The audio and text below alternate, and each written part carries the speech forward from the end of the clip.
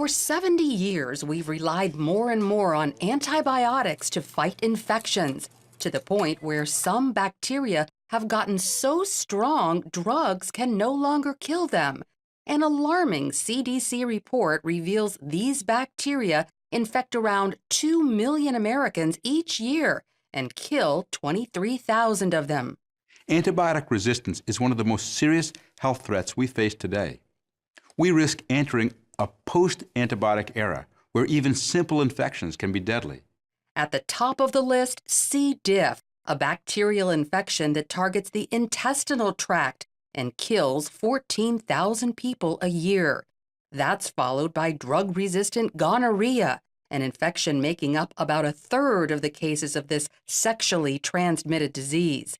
And CRE, a respiratory bacteria infecting 9,000 hospital patients a year, killing half of them. I've called CRE a nightmare bacteria. It can resist all antibiotics, kill a high proportion of people it infects, and spread from person to person and bacteria to bacteria readily. The CDC blames this resistance on the overuse of antibiotics, saying half of the prescriptions given by doctors aren't even necessary. Dr. Nancy Cardori agrees. As an infectious disease specialist, she points out that antibiotics kill only infections that are bacterial, not viral. But most of the time when people are sick, they have a viral infection and therefore don't need an antibiotic. The problem is there's no way to instantly know whether an infection is viral or bacterial. So doctors tend to give all of their sick patients antibiotics to help the few patients who actually need them. Because one of the things physicians worry about, okay, if I didn't give them antibiotics, they went home and next day they're really sick and they don't come. And something bad happens. Antibiotics aren't just overused in humans, they're also unnecessarily given to animals raised for food. In fact, animals receive 80% of all antibiotics, and much of that goes into their food.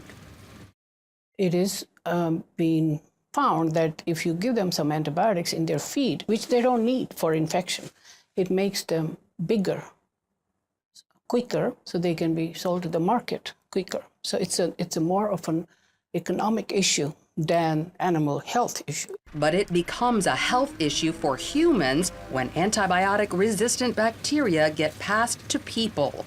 The FDA asked livestock producers to voluntarily stop adding antibiotics to feed, but not many have complied. Antibiotic overuse is only part of the problem. To make matters worse, drug companies aren't developing many new antibiotics to replace the old ones that aren't working anymore. Drug companies need to make a profit, and these days there's not much money in antibiotics. As a result, only 2 new antibiotics have been developed in the last 5 years.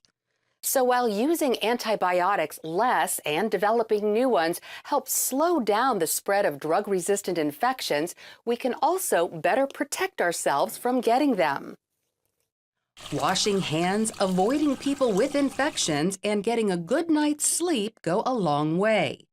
Hospitals also need to reduce infection. Check with your state health department to see which hospitals have the lowest infection rate. Dr. Gene Burke heads one of Virginia's top healthcare systems. He says you, the patient, can also help reduce your chance of infection.